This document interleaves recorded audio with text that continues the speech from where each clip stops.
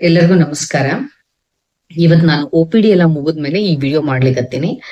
Usually ನನ್ನ channel ಅನ್ನ ನೀವು ವಿಸಿಟ್ ಮಾಡಿ ನೋಡಿದ್ರೆ ಗೊತ್ತಾಗ್ತದ, 2 ವಿಡಿಯೋಗಳ ಮಧ್ಯೆ ಕನೆಕ್ಟಿವಿಟಿನೇ ಇರುವುದಿಲ್ಲ. ಒಂದ್ ವಿಷಯದ ಬಗ್ಗೆ ಹೇಳಿರ್ತೀನಿ, ಮತ್ತೊಂದ್ ವಿಷಯ ನೆಕ್ಸ್ಟ್ ಯಾವ್ದೋ ಒಂದು ವಿಡಿಯೋದಲ್ಲಿ ಬೇರೆ ವಿಷಯನೇ ಹೇಳಿರ್ತೀನಿ. ಯಾಕೆ ಹಿಂಗ ಆಗ್ತದ ಅಂದ್ರೆ, ಯೂಶುವಲಿ ನಾನು ಯಾವ ವಿಡಿಯೋಸ್ ಹೆಚ್ಚಿಗೆ ವ್ಯೂಸ್ ಬಂದಾವು ಅದನ್ನ ನೋಡ್ಕೊಂಡು ವಿಡಿಯೋ ಮಾಡ್ಲಿಕ್ಕೆ ಹೋಗುದಿಲ್ಲ. ನನ್ನ OPD ಟೈಮ್ ಅಲ್ಲಿ ನನ್ನ ಪೇಷಂಟ್ಸ್ ಏನ್ ಪ್ರಶ್ನೆ ಕೇಳ್ತಾರೆ, ಅವ್ರಿಗಿರುವಂತ ಕ್ವಶನ್ಸ್ ಅನ್ನ ನಾನು ಕ್ಲಾರಿಫೈ ಮಾಡ್ಬೇಕು ಅಂತ ಹೇಳಿ ವಿಡಿಯೋಸ್ ಅನ್ನ ಮಾಡ್ತೀನಿ. ಯಾಕಂದ್ರೆ ಅವ್ರಿಗೆ ಬಂದಿರೋ ಪ್ರಶ್ನೆ ಹೊರಗಡೆ ಇರುವಂತ ಎಷ್ಟೋ ಸಾವಿರಾರು ಜನರ ಪ್ರಶ್ನೆ ಆಗಿರ್ಬೋದು, ಅದು ಯಾರಿಗಾದ್ರೂ ಹೆಲ್ಪ್ ಆದ್ರೆ ಅಷ್ಟೇ ಸಾಕು. ಅವ್ರು ಒಂದು ಪ್ರಶ್ನೆ ಏನ ಕೇಳಿದ್ರೆ ಏನಂದ್ರೆ, ಮೆನೋಪಾಸ್ ಆಗುವಂತ ಸಮಯದಲ್ಲಿ ಅಥವಾ ಮೆನೋಪಾಸ್ ಆದಂತ ಹೆಣ್ಮಕ್ಳು ಯಾವ ರೀತಿಯ ಆಹಾರ ಸೇವನೆಯನ್ನ ಮಾಡ್ಬೇಕು ಅಂತ ಹೇಳಿದ್ರೆ, ವೆರಿ ಗುಡ್ ಕ್ವಶನ್. ಇದಕ್ ಒಂದು ಉತ್ತರ ಏನು ಅಂದ್ರೆ, ಯೂಶುವಲಿ ನಾವು ಮನೆ ಒಳಗಡೆ ಕಿರಾಣಿ ಹಾಕಿಸ್ತೀವಿ, ಗ್ರಾಸರೀಸ್ ಹಾಕಿಸ್ತೀವಿ, ತಿಂಗಳ ನಾವ್ ಏನನ್ನ ಹಾಕಿಸ್ತೀವಿ ಗ್ರಾಸರೀಸ್ ಹಾಕ್ಬೇಕಾದ್ರೆ, ಯಾವ್ದು ಅಡ್ಗಿ ಮನೆಯೊಳಗ ಸಾಮಾನುಗಳು ಖಾಲಿ ಆಗಿರ್ತಾವ ಅವುಗಳ ಲಿಸ್ಟ್ ಮಾಡ್ತೀವಿ. ಈ ಒಂದು ಸ್ಟೋರ್ ರೂಮ್ ಒಂದ್ 5 kg ಸಕ್ಕರೆ ಇತ್ತಂದ್ರೆ ಮತ್ತೊಂದ್ ಲಿಸ್ಟ್ ಒಳಗೆ 5 kg ಹಾಕುದಿಲ್ಲ, ಇಸಂಟ್ ಇಟ್? ಹಂಗೆ ಮನೆ ಶೋ ರನ್ ಆಗ್ಬೇಕು ಅಂದ್ರೆ ಅಡ್ಗೆ ಮನೆಯೊಳಗೆ ಎಲ್ಲಾ ರೀತಿಯಂತ ಸಾಮಾನುಗಳು ಹೆಂಗಿರ್ಬೇಕು, ಹಂಗ ನಮ್ಮ ದೇಹದ ಶೋ ರನ್ ಆಗ್ಬೇಕು ಪ್ರಾಪರ್ಲಿ ಅಂದ್ರೆ ನಮ್ಮ ದೇಹದಲ್ಲಿ, ಅದು ಹೆಣ್ಣಾಗಿರ್ಬೋದು ಗಂಡಾಗಿರ್ಬೋದು, but today we are talking about a menopause, so let me restrict with only women health. ಇಲ್ಲಿ ಹೆಣ್ಮಕ್ಳ ದೇಹದಲ್ಲಿ ಎಲ್ಲಾ ರೀತಿಯ ಹಾರ್ಮೋನ್ಸ್, ಎಲ್ಲಾ ರೀತಿಯ ನ್ಯೂಟ್ರಿಯೆಂಟ್ಸ್ ಬ್ಯಾಲೆನ್ಸ್ ಆಗಿದ್ರೆ ಮಾತ್ರ ಶೋ ರನ್ ಆಗ್ತದೆ. ಬಟ್ ಅನ್ಫಾರ್ಚುನೇಟ್ಲಿ ಏನಾಗ್ತದೆ ಹೆಣ್ಮಕ್ಳಿಗೆ ಅಂದ್ರೆ, 45 ವರ್ಷದ ನಂತರ ಆಕಿ ಪೆರಿ ಮೆನೋಪಾಸಲ್ ಒಂದು ಫೇಸ್ಗೆ ಎಂಟರ್ ಆಗ್ತಾಳೆ. ಅಂದ್ರೆ ಮೆನೋಪಾಸ್ ಆಗ್ಲಿಕ್ಕೆ ಶುರು ಆಗ್ತದೆ. ಆ ಟೈಮ್ ಒಳಗಡೆ ಕ್ಯಾಲ್ಸಿಯಂ ಕೊರತೆ ಆಗ್ಲಿಕ್ಕೆ ಶುರು ಆಗ್ತದೆ, ಐರನ್ ಕೊರತೆ ಆಗ್ಲಿಕ್ಕೆ ಶುರು ಆಗ್ತದೆ. ಅದಕ್ ಕಾರಣ ಏನು ಅಂತಂದ್ರೆ ವಂಡರ್ಫುಲ್ ಹೇಳ್ತೀನಿ. ನಾವು ಹೆಚ್ಚಾಗಿ ಹೆಣ್ಮಕ್ಳಿಗೆ ಏನ್ ಹೇಳ್ತೀವಿ ಅಂದ್ರೆ, ಹೆಣ್ಮಕ್ಳು ನೀವು ಏಜ್ ಆದ್ಮೇಲೆ ಅಂದ್ರೆ ಒಂದು 45, 50, 55, 60 ಹಿಂಗೆಲ್ಲ ಇದ್ದಾಗ ಫೀಲ್ ಯಂಗ್, ನಿಮ್ಮಷ್ಟಕ್ಕೆ ನೀವು ಯಂಗ್ ಆಗಿ ಫೀಲ್ ಮಾಡ್ಕೊಳ್ಳೋದನ್ನ ಪ್ರಾಕ್ಟೀಸ್ ಮಾಡ್ಕೊಡ್ರಿ ಅಂತ ಹೇಳ್ತೀವಿ.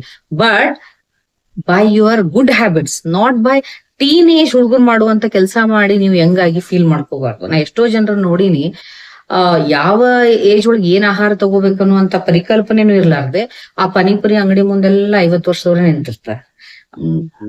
ಫ್ರೈಡ್ ಐಟಮ್ಸ್ ತಿನ್ನೋದು, ಬಹಳ ಒಂಥರ ಏರಿಯೇಟೆಡ್ ವಾಟರ್ಸ್ ಕುಡಿಯುವಂಥದ್ದು. See, once in a while ಮಾಡಿದ್ರೆ ಏನ್ ತೊಂದ್ರೆ ಇಲ್ಲ, we are all human beings, we have to enjoy.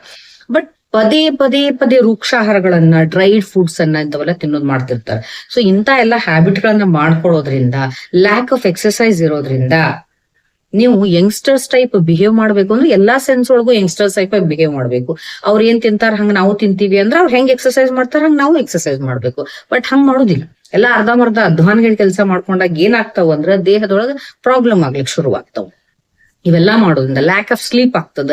ಇದರಿಂದ ಕ್ಯಾಲ್ಸಿಯಂ, ಐರನ್ ಕೊರತೆ ಆಗ್ತದ, ಫೈಬರ್ ಪ್ರಾಬ್ಲಮ್ ಶುರು ಆಗ್ತದೆ, ಫೈಬರ್ ಕೊರತೆ ಶುರು ಆಗ್ತದೆ. ಮತ್ತು ಈ ಟೈಮ್ಗೆ ಏನಾದ್ರು ಶುಗರ್, BP ಒಂದು ಬಂದ್ಬಿಟ್ಟಿತ್ತು ಅಂದ್ರೆ ಕಾನ್ಸ್ಟಿಪೇಷನ್ ಶುರು ಆಗ್ತದೆ, ಡೈಜೆಸ್ಟಿವ್ ಪ್ರಾಬ್ಲಮ್ಸ್ ಶುರು ಆಗ್ತಾವು. ಸೊ ನಮ್ಮ ದೇಹದೊಳಗೆ ಏನೇನು ಕೊರತೆಗಳಾಗ್ಲಿಕತ್ತಾವು ಅದನ್ನ ತುಂಬಿಕೊಳ್ಬೇಕು ಅಂತಂದ್ರೆ ನಾವು ಅದಕ್ಕೆ ತಕ್ಕಂತ ಆಹಾರ ಸೇವನೆಯನ್ನ ಮಾಡ್ಬೇಕು. ನಾನು ಬಹಳ ಸ್ಟ್ರಿಕ್ಟ್ ವಾಗಿ ಹೇಳೋದೇನು ಅಂದ್ರೆ, ಒನ್ಸ್ ನೀವು 40 ಕ್ರಾಸ್ ಅದ್, ನಾಟ್ 45 ಅಲ್ಲ, 40 ಕ್ರಾಸ್ ಆಯ್ತು ಅಂದ್ರೆ ಇನ್ಫ್ಯಾಕ್ಟ್ ಎಲ್ಲರಿಗೂ ಆಹಾರ ಪದ್ಧತಿ ಸರಿ ಇರಬೇಕು. ಅದರಲ್ಲೂ ಕೂಡ 40 ವರ್ಷ ಆಯ್ತು ಅಂತಂದ್ರೆ you have to become very strict regarding your lifestyle. ಮುಖ್ಯವಾಗಿ ಐರನ್ ಕಂಟೆಂಟ್ ಹೆಚ್ಚಿರುವಂತ ಆಹಾರವನ್ನ ತಗೋಬೇಕು. ಉದಾಹರಣೆಗೆ ಪಾಲಕ್ನಂತಹ ಗ್ರೀನ್ ಲೀಫಿ ವೆಜಿಟೇಬಲ್ಸ್ ಅನ್ನು ತಗೋಬೇಕು, ಖರ್ಜೂರ ತಗೊಳ್ಬಹುದು, ಅಥವಾ ಡೇಟ್ಸ್, ಉತ್ತತ್ತಿಗಳನ್ನ ತಗೋಬೇಕು. ಹೌದ್ರಿ, ಎಲ್ಲರಿಗೂ ಖರ್ಜೂರ ಉತ್ತತ್ತಿ ತಗೊಳಿಕ್ ಆಗುದಿಲ್ಲ. ಅಟ್ ಲೀಸ್ಟ್ ಹಸಿರು ತಪ್ಪಲ ಪಲ್ಯಗಳನ್ನ ಮಾತ್ರ ಎಲ್ಲರೂ ತಗೊಳ್ಬಹುದು. ಆಮೇಲೆ ಹೋಲ್ ಗ್ರೇನ್ಸ್ ಅಂತ ತಗೋಬೇಕು. ನಾವು ಈಗ ಹೆಸರು ಕಾಳುಗಳ ಪಲ್ಯ ತಿನ್ಬೇಕು, ಹೆಚ್ಚಿಗೆ ಹೆಸರು ಬ್ಯಾಳಿ ಪಲ್ಯ ತಿನ್ನೋದ್ಕಿಂತ ಕಡ್ಲಿ ಕಾಳು ಪಲ್ಯ ತಿನ್ಬೇಕು, ಕಡ್ಲಿ ಬೇಳೆ ಪಲ್ಯ ತಿನ್ನೋದ್ಕಿಂತ. ಈ ರೀತಿಯಾಗಿ ಹೋಲ್ ಗ್ರೇನ್ಸ್ ಅನ್ನ ಯೂಸ್ ಮಾಡ್ಕೊಳ್ಬೇಕು. ಮತ್ತು 3 ಹೊತ್ತು ಊಟ ಮಾಡ್ಲೇಬೇಕು ಅನ್ನುವಂತಹ ಒಂದು ಮೈಂಡ್ ಸೆಟ್ ಅನ್ನ ತೆಗೆದು ಹಾಕೊಳ್ಬೇಕು. ಬಿಕಾಸ್ ನಿಮ್ ಮೆಟಬಾಲಿಕ್ ಆಕ್ಟಿವಿಟಿ ಕಡಿಮೆ ಆಗೋದ್ರಿಂದ, ಲ್ಯಾಕ್ ಆಫ್ ಆಕ್ಟಿವಿಟೀಸ್ ಇರೋದ್ರಿಂದ, ಫಿಸಿಕಲ್ ಆಕ್ಟಿವಿಟಿ ಕಮ್ಮಿ ಆಗೋದ್ರಿಂದ, ಸ್ಟ್ರೆಸ್ ಅನ್ನ ಬಹಳ ತಗೊಳ್ತಾ ಇರೋದ್ರಿಂದ ನಿಮ್ದು ಸ್ವಲ್ಪ ಮೆಟಬಾಲಿಕ್ ಪ್ರಾಬ್ಲಮ್ ಆಗ್ತಿರ್ತದ. ಅಂತ ಟೈಮ್ಗಳು 2 ಹೊತ್ತು ಊಟ ಸಾಕು. ಒಂದ್ಸ 40 ಕ್ರಾಸ್ ಆಯ್ತು ಅಂದ್ರೆ make a habit of taking only 2 times meal ತಗೊಳ್ರಿ. ಬೆಳಗ್ಗೆ ನೀವು ಸರಿಯಾಗಿ ಆಹಾರವನ್ನು ತಗೊಂಡ್ರೆ ಮಧ್ಯಾಹ್ನ ಹೆವಿ ಮೀಲ್ಸ್ ಅಂತ ತಗೋಬೇಕು. ಸಾಯಂಕಾಲ ಮಾತ್ರ ಒಂದು 7-7:30 ಒಳಗಡೆ ಒಂದು ರಾಗಿ ಗಂಜಿ ಕುಡಿಯೋ ಹ್ಯಾಬಿಟ್ ಅನ್ನ ಇಟ್ಕೊಳ್ಬೇಕು. ಮತ್ತು ಹೈ ಫೈಬರ್ ಕಂಟೆಂಟ್ ಇರುವಂತ ಆಹಾರವನ್ನ ತಗೊಳ್ಬೇಕು. ಉದಾಹರಣೆಗೆ ಎಲ್ಲಾ ತರದ ಫ್ರೂಟ್ಸ್ ಅನ್ನ ತಿನ್ನೋ ರೂಢಿಯನ್ನ ಇಟ್ಕೊಳ್ಬೇಕು. ಫ್ರೂಟ್ಸ್ ಅನ್ನ ದಯವಿಟ್ಟು ತಿನ್ರಿ, ಜ್ಯೂಸ್ ಮಾಡ್ಕೊಂಡು ಕುಡಿಲಿಕ್ಕೆ ಹೋಗ್ಬೇಡ್ರಿ. ಆ ಫೈಬರ್ ಸಮೇತವಾಗಿ ನೀವು ಫ್ರೂಟ್ಸ್ ಅನ್ನ ತಿನ್ನುವಂತ ರೂಢಿನ ಮಾಡ್ಕೋಬೇಕು. ನಟ್ಸ್ ಅನ್ನ ಹೆಚ್ಚಿಗೆ ಯೂಸ್ ಮಾಡ್ಬೇಕು. ಆಲ್ಮಂಡ್ಸ್ ಇವೆಲ್ಲ ವಾಲ್ನಟ್ಸ್ ಅಂತ ಇಲ್ಲ ನಟ್ಸ್ ಅನ್ನ ಯೂಸ್ ಮಾಡ್ಕೋಬೇಕು. ಅಫೋರ್ಡೆಬಲ್ ಇಲ್ಲ ಅಂದ್ರೆ ಶೇಂಗಾ ಕಾಳುಗಳನ್ನ ನೆನೆಸಿ, ಹೆಸರು ಕಾಳುಗಳನ್ನ ನೆನೆಸಿ ಸ್ಪ್ರೌಟ್ಸ್ ಮಾಡ್ಕೊಂಡು ಕೂಡ ನೀವು ಸೇವನೆ ಮಾಡ್ಬೋದು. ದಾಲ್ ಅನ್ನ ಹೆಚ್ಚಿಗೆ ತಗೊಳ್ಬೇಕು. ಮುಖ್ಯವಾಗಿ ಹೇಳುವುದಂದ್ರೆ ಬಾಡಿ ಯಾವಾಗ್ಲೂ ಸಿಂಪ್ಟಮ್ಸ್ ತೋರಿಸ್ತಿರ್ತದೆ. ಆಸ್ಟಿಯೋಪೋರೋಸಿಸ್ ಆಗ್ತಾ ಇರ್ತದೆ, ಜಾಯಿಂಟ್ ಪೇನ್ ಸ್ಟಾರ್ಟ್ ಆಗಿರ್ತಾವ, ಡಿಸ್ಕ್ ಪ್ರಾಬ್ಲಮ್ ಶುರುವಾಗ್ತಾವ. ನಿಮ್ಗೆ ಅದ್ರ ಗೊತ್ತಿಲ್ಲ ಅಂದ್ರೆ ನನ್ನ ಚಾನೆಲ್ ಅನ್ನ ನೀವು ಸಬ್ಸ್ಕ್ರೈಬ್ ಮಾಡ್ಕೊಂಡು ಚಾನೆಲ್ ವಿಸಿಟ್ ಮಾಡಿ ನೋಡ್ರಿ. ಇದ್ರ ಬಗ್ಗೆ ಸಾಕಷ್ಟು ವಿಡಿಯೋ ಮಾಡಿ ನಾನು. ಅದಕ್ಕೋಸ್ಕರ ಬೋನ್ ಡೆನ್ಸಿಟಿ ಹೆಚ್ಚಿಗೆ ಆಗುವಂತಹ ಆಹಾರಗಳನ್ನ ಸೇವಿಸಬೇಕು. ಹಿತಮಿತವಾಗಿರ್ಬೇಕು. ಕಾನ್ಸ್ಟಿಪೇಷನ್ ಆಗ್ಲಾರ್ದಂಗ್ ನೋಡ್ಕೋಬೇಕು. So night I would prefer everyone to take like 1 glass of hot water ನಲ್ಲಿ 2 ಅಥವಾ 3 ಹನಿ ತುಪ್ಪವನ್ನ ಗೋಘೃತವನ್ನ ಹಾಕೊಂಡು ಕುಡಿದು ಮಲ್ಕೊಳ್ಳೋ ರೂಢಿಯನ್ನ ಇಟ್ಕೊಳ್ರಿ. ಇದರಿಂದ ನಿಮ್ಮ ಸ್ಕ್ಯಾಲೆಟಲ್ ಸಿಸ್ಟಮ್ಗೆ ಒಂದು ಸ್ಥಿರತೆ ಬರ್ತದೆ. ಕರ್ದಂತ ಆಹಾರ ಪದಾರ್ಥಗಳನ್ನ ಬಿಡ್ರಿ. ನಿಯಮಿತವಾಗಿ ವಾಕಿಂಗ್ ಮಾಡೋದಂತ ರೂಢಿ ಇಟ್ಕೋಬೇಕು. ಯಾವುದು ಅತಿ ಆಗ್ಬಾರ್ದು. ಅಪತರ್ಪಣಜನ್ಯ ಸಮಸ್ಯೆಗಳು ಬರಬಾರ್ದು. ಅತಿ ಯಾವುದನ್ನು ಮಾಡ್ಲಿಕ್ಕೆ ಹೋಗ್ಬೇಡ್ರಿ. ಧ್ಯಾನ ಮತ್ತು ಪ್ರಾಣಾಯಾಮವನ್ನ ರೂಢಿ ಮಾಡ್ಕೊಳ್ಳೇಬೇಕು. ಯಾಕಂದ್ರೆ ಈ ಸಮಯದಲ್ಲಿ ಎಮೋಷನಲ್ ಡಿಸ್ಟರ್ಬೆನ್ಸ್ ಸಿಕ್ಕಾಪಟ್ಟೆ ಆಗ್ತಾವು. ನೀವು ನೋಡಿರ್ಬಹುದು ಮನೆ ಒಳಗಡೆ ಒಂದ್ಸರಿ PMS ಅಥವಾ ಪೆರಿಮೆನೋಪಾಸಲ್ ಸಿಂಡ್ರೋಮ್ ಇರುವಂತ ಹೆಣ್ಣು ಮಕ್ಕಳು, ಮೆನೋಪಾಸ್ ಆಗಿರುವಂತ ಹೆಣ್ಣು ಮಕ್ಕಳು ವಿಚಿತ್ರವಾಗಿ ಬಿಹೇವ್ ಮಾಡ್ತಿರ್ತಾರೆ. ನೋಡ್ರಿ ನೀವು ಅವ್ರ ದೇಹದಲ್ಲಿ ಆಗುವಂತ ಈ ಹಾರ್ಮೋನ್ ಇಂಬ್ಯಾಲೆನ್ಸ್ ಆಗೋದ್ರಿಂದ ಮತ್ತು ಲ್ಯಾಕ್ ಆಫ್ ನ್ಯೂಟ್ರಿಯೆಂಟ್ಸ್ ಇರೋದ್ರಿಂದ ಆಕೆ ಒಂಥರ ವಿಚಿತ್ರವಾಗಿ ಬಿಹೇವ್ ಮಾಡ್ತಿರ್ತಾವ ಒಬ್ಬ ಹೆಣ್ಮಗಳು. ಎಲ್ಲರಿಗೂ ಶಕಿ ಅಂತಿರ್ತಾರ, ಈಕಿಗೊಬ್ಬಕಿಗೆ ಥಂಡಿ ಆಗ್ತಿರ್ತದ. ಎಲ್ಲರಿಗೂ ಥಂಡಿ ಅಂತಿರ್ತಾರೆ, ಈಕಿಗೊಬ್ಬಕಿಗೆ ಶಕಿ ಆಗ್ತಿರ್ತದ. ಎಲ್ಲಾರು ಖುಷಿ ಅಂದಿರ್ತಾರ, ಅವಾಗ ಒಬ್ಬಕ್ಕೆ ಅಳ್ತಿರ್ತಾಳ. ಎಲ್ಲಾರು ಅಳ್ತಿರ್ತಾರ. Without any reason shall be very happy. ಒಂಥರ ಹುಚ್ಚರ ಸಂತೆ ಆದಂಗ ಆಗಿರ್ತದ್ರಿ. ಅನ್ಫಾರ್ಚುನೇಟ್ಲಿ ಅಂತ ಸಿಚುವೇಶನ್ ಅನ್ನ ಗಂಡ ಮತ್ತು ಮಕ್ಕಳು ಅರ್ಥ ಮಾಡ್ಕೊಳ್ಳೋದಿಲ್ಲ. ಅದು ಮತ್ತೊಂದು ದೊಡ್ಡ ಟ್ರಾಜಿಡಿ. ಅದನ್ನ ಅರ್ಥ ಮಾಡ್ಕೊಂಡು ಆ ಸಮಯದಲ್ಲಿ ಅವ್ರಿಗೆ ಹೆಂಗ ಬೇಕು ಮೆಂಟಲಿ ಅವ್ರಿಗೆ ಕೋಪ್ ಅಪ್ ಮಾಡಿ, ಫಿಸಿಕಲಿ ಅವ್ರಿಗೆ ಫುಲ್ಫಿಲ್ ಮಾಡಿದ್ರೆ, ನ್ಯೂಟ್ರಿಯೆಂಟ್ಸ್ ಅನ್ನ ಪ್ರಾಪರ್ ಆಗಿ ಫುಲ್ಫಿಲ್ ಮಾಡಿದ್ರೆ definitely she can pass this period very happily ಮತ್ತು ಎಲ್ಲಾರಂಗ್ ಇರ್ತಾರೆ. ಬಟ್ ಇತ್ತಿತ್ಲಾಗಂತೂ ಈ ನ್ಯೂಕ್ಲಿಯರ್ ಫ್ಯಾಮಿಲಿ ಒಳಗಡೆ ಇದನ್ನ ಶೇರ್ ಮಾಡ್ಕೊಳಿಕ್ಕೂ ಯಾರು ಇಲ್ಲ. ಆಮೇಲೆ ಫ್ರೆಂಡ್ ಸರ್ಕಲ್ ಸರಿ ಇರುವುದಿಲ್ಲ. ಹಿಂಗಾಗಿ ಯಾವುದೇ ಒಬ್ಬ ಹೆಣ್ಮಗಳಿಗೆ ಹಾಟ್ ಫ್ಲಶಸ್ ಬಂತು ಅಂದ್ರೆ, ಮಾರ್ನಿಂಗ್ ಸಿಕ್ನೆಸ್ ಕಿರಿಕಿರಿ ಆಯ್ತು ಅಂತಂದ್ರೆ, ಪಾದ ಉರಿಲಿಕ್ಕೆ ಶುರುವಾಯ್ತು ಅಂದ್ರೆ, ಮೂಡ್ ಸ್ವಿಂಗ್ ಆಗ್ಲಿಕ್ಕೆ ಶುರುವಾಯ್ತು ಅಂದ್ರೆ, ಇದು ನನಗ ಒಬ್ಬಕ್ಕಿಗೆ ಆಗ್ಲಿಕ್ಕೆ ಅಂತ ಗಾಬರಿ ಆಗ್ಬಿಡ್ತಾರೆ. ಒಂದು ಸರಿ ಆಂಗ್ಸೈಟಿ ವರಿ ಬಂತು ಅಂದ್ರೆ ಎಲ್ಲಾ ಸಿಂಪ್ಟಮ್ಸು 10x ಆಗ್ತಾವ, ಸಿಕ್ಕಾಪಟ್ಟಿ ಮ್ಯಾಗ್ನಿಫೈ ಆಗ್ಬಿಡ್ತಾವು. ಅದ್ರ ಬದಲು ನೀವು ನಿಮ್ಮ ಫ್ರೆಂಡ್ಸ್ ಜೊತೆ ಶೇರ್ ಮಾಡ್ಕೊಡ್ರಿ. That's a human psychology. ಹೆಂಗಪ್ಪ ಅಂದ್ರೆ ನನಗಿರೋ ಸಮಸ್ಯೆಗಳು ನನಗೆ ಎಂತ ದೊಡ್ಡ ಸಮಸ್ಯೆ ಇರ್ಲಿ ನನ್ನ ಫ್ರೆಂಡ್ಸ್ಗೂ ಇತ್ತು ಅಂತಂದ್ರೆ ವಿ ಫೀಲ್ ಹ್ಯಾಪಿ, ಸೆಕ್ಯೂರ್ಡ್. ನಮಗೆ ಆ ಸಮಸ್ಯೆಗೆ ಸೊಲ್ಯೂಷನ್ ಬೇಡ, ನಮ್ ಸಮಸ್ಯೆ ಇನ್ನೊಂದ್ 10 ಮಂದಿಗೆ ಇರ್ಬೇಕು. ಇಂತ ಒಂದು ಸೈಕಾಲಜಿ ಐತಿ ಆಕ್ಚುಲಿ. ಅದಕ್ಕೋಸ್ಕರ ಜಾಯಿಂಟ್ ಫ್ಯಾಮಿಲಿ ಒಳಗಿರುವಂತ ಹೆಣ್ಮಕ್ಳು ಸಫರ್ ಆಗ್ತಿರ್ಲಿಲ್ಲ. ಅವ್ರಿಗೆ ಏನಾದ್ರು ಪ್ರಾಬ್ಲಮ್ ಇತ್ತು ಅಂದ್ರೆ ಅಕ್ಕ ತಂಗಿಯರಿಗೆ ಹೇಳ್ಕೊಂತಿದ್ರು. ಅವ್ರ ಏನಂತಿದ್ರು, ನನಗೂ ಐತ್ ಬಿಡು, ಇದು ಯಾಕೆ ತಲೆ ಕೆಡ್ಸ್ಕೊಂತಿ ಅಂದಾಗ ದಿ ಫೀಲ್ ಓಕೆ, ನಾವೆಲ್ಲ ಒಬ್ರ ಅಲ್ಲ, ಇಂಥವ್ರು ಬಹಳ ಜನ ಇದ್ದೀವಿ ಅಂತ. ಬಟ್ ಈಗ ಹಂಗ ಆಗುತ್ತಿಲ್ಲ. ಹೇಳ್ಕೊಳಿಕ್ ಯಾರು ಇಲ್ಲದ ಕಾರಣ, ಅರ್ಥ ಮಾಡ್ಕೊಳಿಕ್ಕೂ ಯಾರು ಇಲ್ಲದ ಕಾರಣ ಒಬ್ರೇ ಸಫರ್ ಆಗಿ 1ರಿಂದ 11 ಮಾಡ್ಕೊಂತಾರ. ಇಂಥ ಕೆಲಸವನ್ನ ದಯವಿಟ್ಟು ಬಿಡ್ರಿ.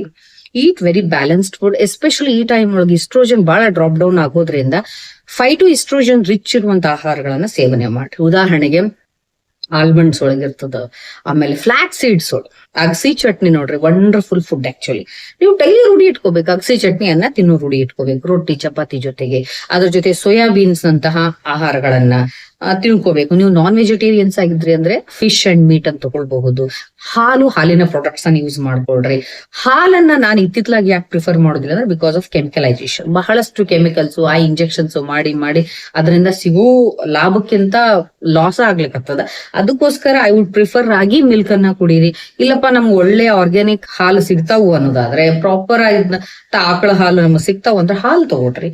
ಹಾಲನ್ನ ನೀವು ಪ್ರಾಪರ್ ಆಗಿ ಹೆಪ್ಪ ಹಾಕಿದಾಗ ಅದು ಮೊಸರು ಆಗ್ತದ, ಒಳ್ಳೆಯ ಫಾರ್ಮೇಶನ್ ಆಗ್ತದ. ಅಂದ್ರೆ ಟ್ರಾನ್ಸ್ಫಾರ್ಮೇಶನ್ ಆದಾಗ ಮೊಸರಿಗೆ ಬೆಸ್ಟ್ ಮೆಡಿಸಿನಲ್ ಪ್ರಾಪರ್ಟೀಸ್ ಇರೋದ್ರಿಂದ ಮೊಸರನ್ನ ತಿನ್ರಿ. ಮೊಸರನ್ನ ಸರಿಯಾಗಿ ಕಟ್ಟದಾಗ ಅದು ಒಂದು ಒಳ್ಳೆಯ ಟ್ರಾನ್ಸ್ಫಾರ್ಮೇಶನ್ ಆಗಿ ಮಜ್ಜಿಗೆ ಆಗ್ತದೆ. ಮೊಸರಿ ನೀರ್ ಹಾಕಿ ಗಳಗಳ ಮಾಡೋದ್ರಿಂದ ಮಜ್ಜಿಗೆ ಆಗುದಿಲ್ಲ. ಅಂತದನ್ನ ದಯವಿಟ್ಟು ತಗೊಳ್ಳಿಕ್ ಹೋಗ್ಬೇಡ್ರಿ. ನೀವು ಸರಿಯಾಗಿ ಅದನ್ನ ಮಂಥನ ಮಾಡ್ಬೇಕು. ಚರ್ನಿಂಗ್ ಮಾಡಿದಾಗ ಮೇಲೆ ಬರುವಂತ ಫ್ಯಾಟ್ ಅಂತ ತೆಗೆದ್ ಬಿಡ್ಬೇಕು, ತೆಗೆದು ಚೆಲ್ಬೇಕು. ಅದನ್ನ ಸಪರೇಟ್ ಮಾಡ್ಕೋಬೇಕು. ಕೆಳಗಡೆ ಉಳಿಯುವಂತಹ ಫ್ಯಾಟ್ಲೆಸ್ ಏನಿರ್ತದ ವೈಟ್ ವಾಟರ್, ಅದಕ್ಕೆ ನೀವು ಜೀರಿಗೆ ಪೌಡರ್, ಉಪ್ಪು ಎಲ್ಲ ಹಾಕೊಂಡಾಗ ಅದು ಒಳ್ಳೆ ಮಜ್ಜಿಗೆ ಆಗಿ ಪರಿಣಮಿಸ್ತದೆ. ಅದನ್ನ ತಗೊಳ್ರಿ. ಆ ಫ್ಯಾಟ್ ಇಂದ ಬಂದಂತ ಬೆಣ್ಣೆಯಿಂದ ನೀವು ಕಾಸಿದ್ರೆ ಒಳ್ಳೆ ತುಪ್ಪ ಆಗ್ತದೆ. ಇದ್ರ ಮಧ್ಯೆ ಪನ್ನೀರ್ ಅನ್ನುವಂಥದ್ದು ಒಂದು ನಮ್ಮ ಟೆಕ್ಸ್ಟ್ ಗಳಲ್ಲಿ ಇಲ್ಲ. Unfortunately nowadays many people depend on paneer, but maybe research ಯಾವಾಗ್ಲೂ ಸ್ಕೋಪ್ ಇರೋದ್ರಿಂದ ಪನೀರಲ್ಲೂ ಕೂಡ ಪನೀರ್ ತಗೊಳ್ಳೋದ್ರಿಂದ ಒಂದು ಪ್ರೋಟೀನ್ ಸೋರ್ಸ್ ಆಗಿರೋದ್ರಿಂದ ಯು ಕ್ಯಾನ್ ಟೇಕ್ ಪನೀರ್ ತಗೋಬಹುದು, ಟೋಫು ತಗೋಬಹುದು. ಈ ರೀತಿ ಪ್ರೋಟೀನ್ ರಿಚ್ ಇರುವಂತ ಆಹಾರವನ್ನು ಕೂಡ ಹಿತಮಿತವಾಗಿ ತಗೊಳ್ರಿ.